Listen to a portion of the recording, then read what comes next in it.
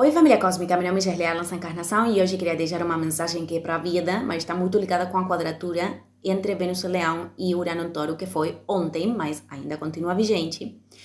E eu queria falar disso porque esse é um ciclo que começou em junho. Eu vou deixar esse vídeo na descrição porque eu já falei disso. Vamos lembrar que Vênus representa em sua alta vibração os desejos da alma. Sim, em sua baixa vibração são os desejos do ego. Então, ela também está ligada com o valor que damos para nós mesmos, as coisas que valoramos lá fora, a nossa própria conexão com o amor, porém, também está ligada com os relacionamentos, o que projetamos no espelho, e os recursos, sabem? Está muito ligada com todas essas temáticas. Então, esse ciclo que começou em junho, a gente teve uma quadratura em junho, outra em agosto, e essa é a terça, a que está fechando esse ciclo. E ela também teve 3 quadraturas com Júpiter em Touro. Mas pelos graus matemáticos, ela sempre esteve numa tensão com Urano. Então, isso foi todo um ciclo que a gente experimentou de muitas mudanças. Muitas delas podem emerger de dentro, mas muitas outras podem trazer a vida mesma. Muitas disruptivas, surpresivas, porque essa é uma qualidade uraniana. E essas mudanças tinham a função de mostrar para nós uma via muito mais autêntica com relação a todas as temáticas que falei recém de Vênus, uma via muito mais autêntica e também para compreender que mudanças temos que fazer em nós mesmos para estar em fidelidade e respeito com a nossa própria alma, porque essa via justamente a que nos leva à manifestação de nossos desejos da alma. Então, em outros vídeos anteriormente eu expliquei que os desejos da alma, quase sempre eles precisam um processo evolutivo. Quase sempre eles precisam tempo, mas não para o tempo mesmo. Isso aqui vai além também dos processos da matéria que é muito densa. Eles precisam tempo porque isso aqui, a manifestação, a criação nesse plano material dos desejos da alma tem que ver com uma alinhação interna. Então, a alinhação pode acontecer aqui agora, sabem? Esse presente é um momento onde todos os tempos confluem no mesmo lugar. Não sei se confluem é uma palavra que existe, senão eu inventei. Então, isso quer dizer que na experimentação, nós muitas vezes precisamos muitas experiências diferentes, algumas que causam dor, outras que causam prazer, outras que causam alegria, tristeza, sei lá, diversas experiências diferentes para nos conhecer a nós mesmos e poder permitir aquela alinhação, sabem? Essa alinhação está aí esperando que nós podamos permitir ela. Então, a partir daqui, compreendemos que todo o processo, a ascensão planetária, a redenção, vocês coloquem o nome que vocês quiserem, todo esse processo que estamos experimentando como coletivo, está, em fato, nos levando à manifestação dos desejos da alma. O que acontece é que tem coisas que podem dar-nos a percepção, que é uma ilusão também, de que as coisas, de que esses processos estão impedindo, por exemplo, os desejos da alma, a manifestação dos desejos da alma, ou que estão se retrasando. Então, o que pode dar essa percepção são as nossas próprias resistências. E as resistências podem emerger, principalmente, de uma identificação com os desejos do ego. Agora eu vou colocar um exemplo.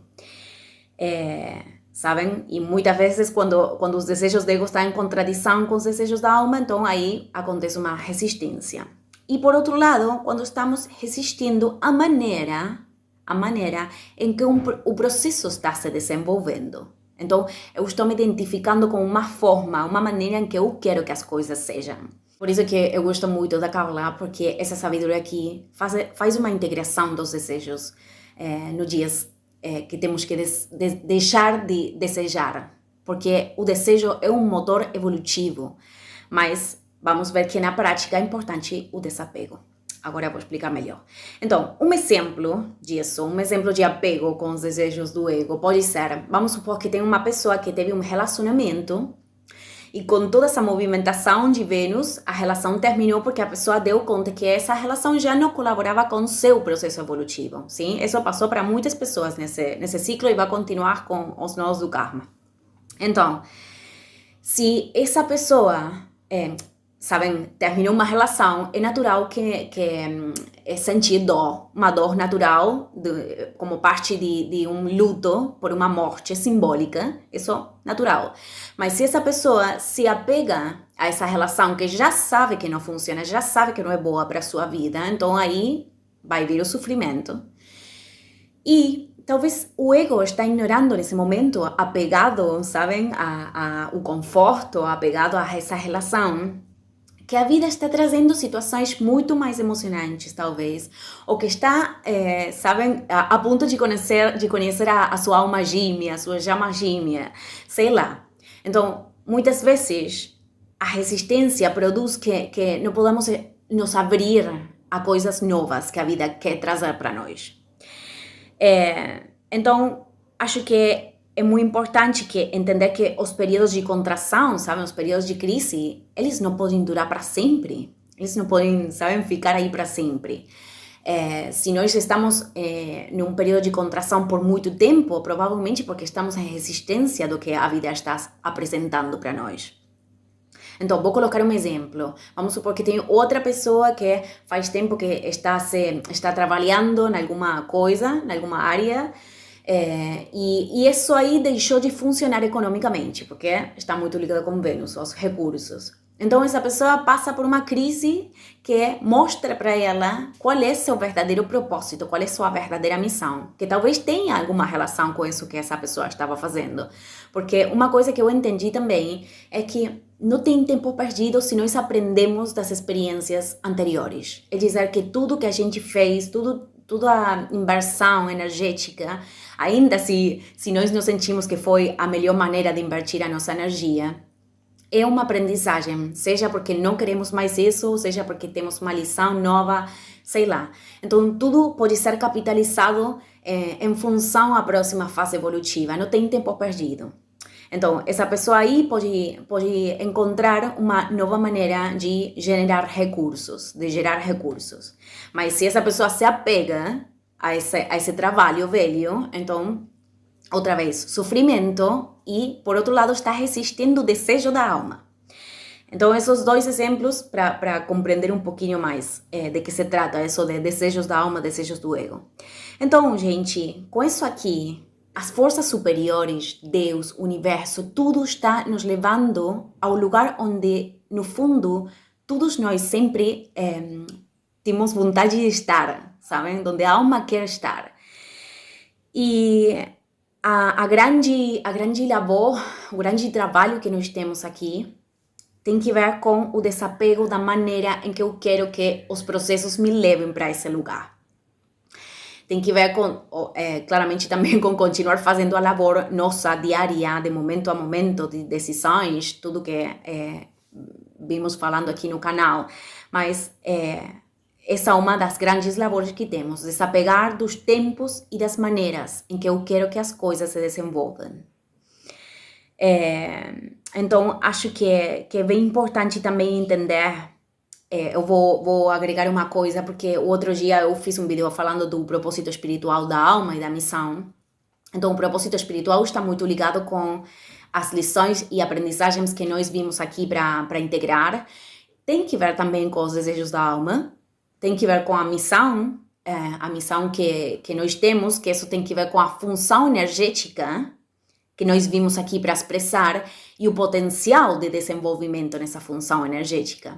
Então, tudo isso aqui está conectado. Desde a minha perspectiva, não podemos fragmentar, não podemos dividir. O que quero dizer com isso? Que quando nós assumimos o caminho do serviço, e o caminho do serviço é um momento onde recebemos um chamado interno, eu só posso explicar dessa maneira, um chamado interno de fazer algo por esse mundo, alguma coisa por esse mundo. E começamos, talvez não descobrimos imediatamente o que é isso, mas começamos a tomar decisões e ações para nos alinhar com esse chamado. Então aí já estamos no caminho do serviço. E isso aí é muito importante, porque o serviço, o processo do serviço, do caminho do serviço, traz muitas transformações, nos enfrenta também com partes de nós que não tínhamos integradas, tudo é muito mais intenso também. E, por outro lado, isso vai nos transformando numa vasilha, vai aumentando nossa vasilha, e porém nós nos convertimos em receptores de luz e podemos descê-la aqui na Terra. Vamos lembrar de novo que tudo o que existe aqui, a matéria, tudo o que acontece nesse mundo é energia, está feito de luz. Então esse processo é uma das coisas mais importantes, por isso a expansão da consciência é tão importante também, porque está diretamente relacionado com as coisas que nós criamos aqui. É um jogo, de algum jeito. Então, não só traz aquelas transformações e vai nos ajudando a nos converter nas vasilhas receptoras de luz, sino que também é o caminho do serviço, o que faz que nós aprendamos, que nós comecemos a balancear o dar e o receber, sabem? Porque quando nós aprendemos a dar desde a verdadeira frequência do amor, sabem? Eu já falei bastante disso também, que tem que ver com dar, sim, expectativa de retorno, mas também é uma lei universal que tudo que damos, consciente ou inconscientemente, vai retornar, gente, vai retornar. Por isso é importante também fazer os trabalhos dos espelhos. Isso não significa que eu vou dar para uma pessoa e que essa pessoa tem que dar-me uma coisa de volta, mas a vida vai dar indiretamente também. Tudo retorna. Então, esse é o grande foco também, aprender a dar, a nos dar e a dar para os outros desde uma frequência cada vez mais alta, mais alinhada com o amor, com a verdadeira frequência do amor, em desapego do retorno. E isso aí é também o que nos vai preparando para receber. Então, galera, espero que seja claro. Mando um grande abraço e nos vemos no próximo vídeo. Tchau, tchau.